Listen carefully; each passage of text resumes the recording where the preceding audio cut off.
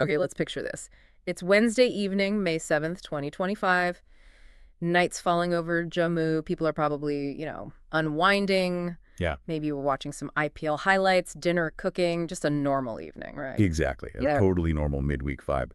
But that normalcy, especially in a place like Jammu, Pathankot, Udhampur, it was about to get completely shattered. Yeah. We're diving deep into what happened next, this sudden, pretty serious escalation.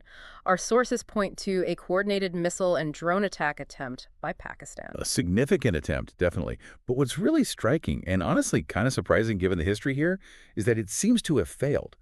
Critically, there were zero reported casualties on the Indian side. Zero casualties. That's the headline that jumps out. Right. It says a lot about, well, maybe India's preparedness or maybe Pakistan's capabilities. We'll unpack that. This isn't just one incident, though, is it? It's layered, part of that long, long story since 47. And there are some twists here. Oh, absolutely. Imagine that Jammu scene again, people watching TV, families having dinner, and then suddenly air raid sirens, explosions in the distance. The Indian Ministry of Defense confirmed it wasn't just those first three cities. Right. The list was huge. They mentioned Awantipura, Srinagar, Amritsar, Kapurthala, Jalandhar. I mean, it goes on. Ludhiana, Udhampur, Bathinda, Chandigarh. Even down to air bases like Nau, Falodi, Uttarlai, and way south in Bhuj. It really paints a picture of a wide-scale, intended offensive, Yeah. not just a small border skirmish. But then comes the twist, or maybe the counter twist. India's defenses apparently held up incredibly well. We're talking about this integrated counter-UAS grid, their air defense systems. And the big one, the S-400 system, the Sudarshan Chakra, it seems like it really did its job. Yeah, like, imagine your annoying cousin trying to throw stuff over the fence, but you've hired the world's best bouncers. Nothing gets through. Metaphorically speaking, of course. A good analogy, actually. That defensive success is key. But, to really get the full picture of that night, May 7th, 8th, we actually need to rewind just a little bit, because this didn't happen in a vacuum. Right. It looks like this was Pakistan's reaction to something India did just hours before. Operation Sindoor, wasn't it? On May 7th itself. Precisely, Operation Sindoor. And that was India's response to something horrific that happened earlier on April 22nd, the terror attack in Pahalgam, Jammu, in Kashmir. God, that was awful. 26 people killed, mostly Hindu tourists just visiting the area. India immediately pointed fingers at Pakistan-based groups, didn't they? Jaish-e-Mohammed, Lashkar-e-Taiba, the usual suspects, sadly. Yes, Jem and Leti. So Operation Sindoor, according to the information we have, involved targeted strikes. Missile strikes against 9 alleged terrorist camps inside Pakistan, and Pakistan-occupied Kashmir. 9 camps, and specific ones, too. Places like Bahawalpur, known Gem territory, and Muridki, linked to Leti. Exactly. And some details are quite chilling, like the Sarjal camp, apparently just 6 kilometers from India's Samba region. It was reportedly linked to the killing of 5 Indian police officers back in March 2025. Just the month before. Wow. And another camp, Mamuna Joya, apparently had links to the 2016 Pathankot airbase attack. India's claim was that these strikes took out around 100 militants, including a pretty high-profile figure, Abdul Rauf Azhar. He's the brother of the GEM founder. Okay, so India strikes these camps. Pakistan's reaction must have been immediate. Oh, absolutely. Prime Minister Shehbaz Sharif called it an act of war. Pakistan claimed India hit mosques, residential areas. They reported 26 civilian deaths and 46 injuries. Completely different narrative. A total fabrication, according to India. Their foreign secretary, Vikram Misri, pushed back hard. He made that point about, well, if they were civilians, why the state funerals? It's a fair question, right? Raises doubts. It does. And then you had Pakistan's defense minister, Khwaja Asif, initially saying something quite different. Yeah. He denied Pakistan had launched any attacks on India. Yeah. Even said something like, when we strike, the world will know. Which is awkward, given that they apparently did try to strike, and it seems it didn't go well. Right. And adding to the confusion, Pakistan also claimed they shot down a whole bunch of Indian assets, 25 drones, 5 fighter jets, including 3 Rafales. 3 Rafales, that's a big claim. Has India said anything about that? Well, our sources say India hasn't confirmed or denied those specific claims, so there's still some fog of war around that particular assertion. Okay, so claims and counterclaims flying back and forth, which, let's be honest, isn't unusual in this context. It all comes back to Kashmir, doesn't it? Always.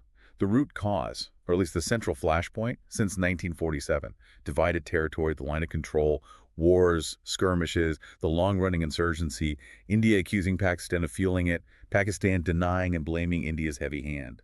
It's the same cycle. So that Pahalgam attack targeting tourists, It fits the pattern of trying to stir things up, destabilize the region, which then led to Operation Sindoor. And Sindoor, in turn, likely provoked Pakistan's attempt on May 7th, 8th.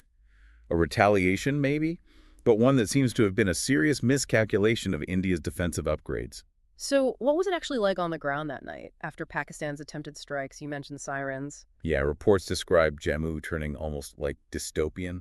Blackouts weren't just in Jammu city, but Srinagar, Rajouri, even spilling into parts of Punjab and Rajasthan. And those sirens you mentioned, Aknor, Samba, Baramulla, Kupwara, constant alerts near the border, must have been terrifying for people living there. Absolutely terrifying. We also saw reports from Jaisalmer down in Rajasthan, people seeing flashes in the sky. Almost certainly India's air defenses taking out incoming drones. And one drone apparently did hit the Jammu civil airport, though luckily no damage. Right? No significant damage reported there. But the disruption was real. Schools closed for days in parts of Punjab, Firozapur, Pathankot, Amritsar, and Chandigarh too. Courts in Amritsar had restricted access. Even cricket wasn't immune. That IPL match in Dharamshala, Punjab Kings versus Delhi Capitals, got stopped mid-game. Players whisked away for safety. That really brings it home, doesn't it? How far-reaching this stuff is. It does. And interestingly, there were some ripples on the Pakistani side too. Karachi's main airport closed temporarily, brief shutdowns in Islamabad and Lahore, citing operational reasons. Operational reasons. Okay. And the Pakistan Cricket Board apparently thought about pausing their own league, the PSL. So some acknowledgement of the seriousness internally, maybe. Seems likely. Now, after Pakistan's attempt failed, India didn't just sit back. Sources detail retaliatory strikes, kamikaze drones, targeting Pakistan's air defense systems near Lahore, Islamabad, Sialkot. So hitting back at their defenses, and there were reports of Pakistani jets being downed, an F-16, maybe some JF-17s. Reports, yes. Unconfirmed by Pakistan, as you'd expect. But India's MOTAC put out a pretty firm statement. Basically, Pakistan started this round, we responded, now the ball's in their court to de-escalate. A clear message. We also heard the Indian Navy might have been involved. INS Vikrant striking targets. That was reported, yes.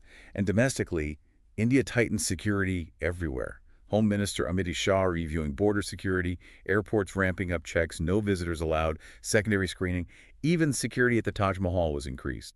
A nationwide alert footing. Understandable. And the world was watching, obviously. What was the international reaction like? Pretty much what you'd expect. The UN General Assembly President urging restraint, China calling for calm, debates in the British Parliament, U.S. Senator Marco Rubio pushing for dialogue, even the new Pope, Leo XIV, supposedly praying for peace. Because the stakes are just so high, right? Nuclear power. Exactly. That's the terrifying undercurrent to all of this. Immediate fallout included closed airspaces, trade suspended, visas revoked, real consequences. So trying to understand the why behind Pakistan's move on the 7th-8th.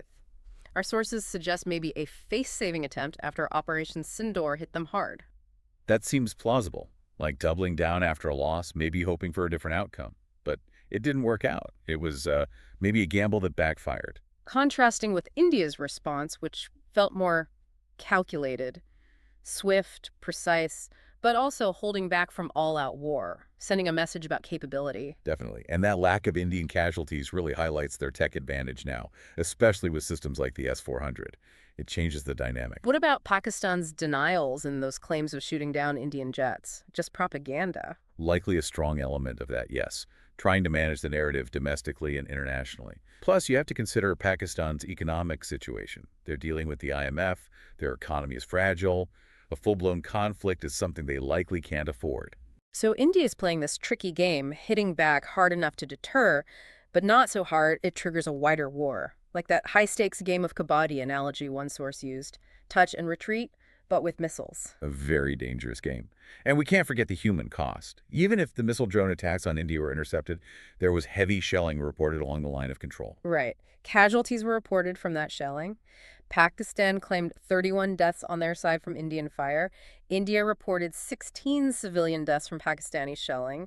People are dying, families are scared, displaced. Absolutely. It's easy to talk about strategy and systems, but real people are suffering in those border areas. Yeah. And it all circles back to Kashmir, that powder keg. The Pahalgam attack shows how instability there gets exploited.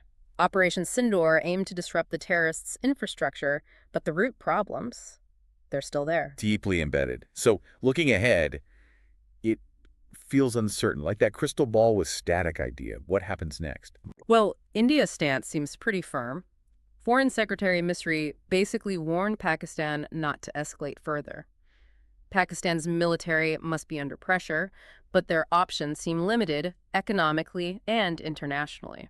There's definitely international pressure to calm things down, but neither side wants to look weak or seem like they're backing down first. So, best case, maybe a quiet ceasefire, some back-channel talks, and we return to the tense status quo. That's probably the most realistic best case, unfortunately. The worst case, well, a miscalculation, an accident, something that spirals out of control. That's the nightmare scenario with nuclear states. Right now, India seems to have the upper hand, better defenses, a more measured response perhaps.